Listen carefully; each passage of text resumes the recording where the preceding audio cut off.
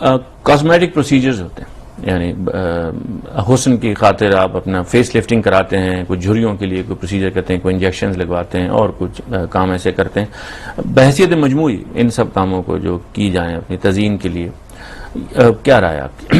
میرے خیال میں اس میں کوئی حرج کی بات نہیں، بس ان کو ایک حد میں رہنا چاہیے، یعنی آدمی کو اسے اپنے نفسیاتی مرض نہیں بنا لینا چاہیے، اور لوگوں کو دھوکہ دینے کا ذریعہ نہیں بنا لینا چاہیے۔ اگر یہ چیز نہیں ہے تو ٹھیک ہے۔